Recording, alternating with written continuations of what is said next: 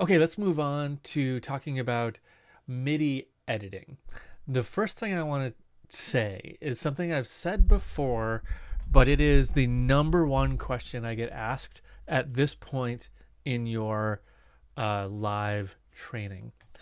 And that is that you go to a MIDI track, maybe you double click, you make some notes, or you play on your MIDI controller, but you can't hear anything. Okay? Now, I know I've talked about this before, but just humor me because you're going to encounter this and you're going to say, why can't I hear this MIDI track? Remember the principle. MIDI data is numbers flying through the air. There's nothing to hear. What you need is an instrument. Okay, so let's go over to instruments and let's go to sampler and then we'll go to maybe something less offensive. Let's actually just search for like piano.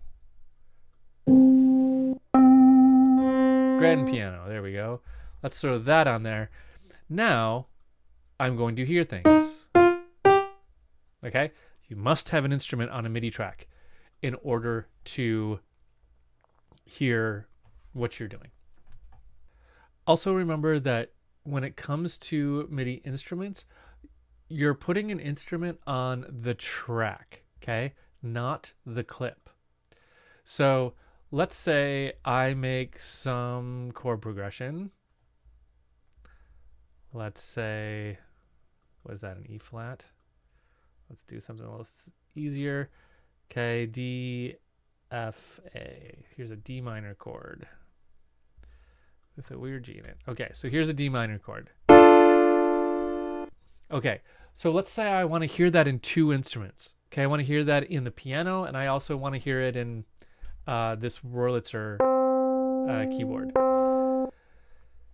The way we're going to do that is we're going to go to another track, and we're going to put that Wurlitzer on that track, and then we're going to copy this clip and paste it down here. Okay, because you can only have one instrument on a track. Okay, all the clips that I put on this track are going to be piano. I might as well just name this piano.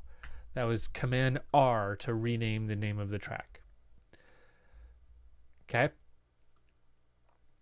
Now there is a way using instrument racks to group some things together, and we'll talk about that in the future. For now, just remember that you can only have one instrument on a track at a time.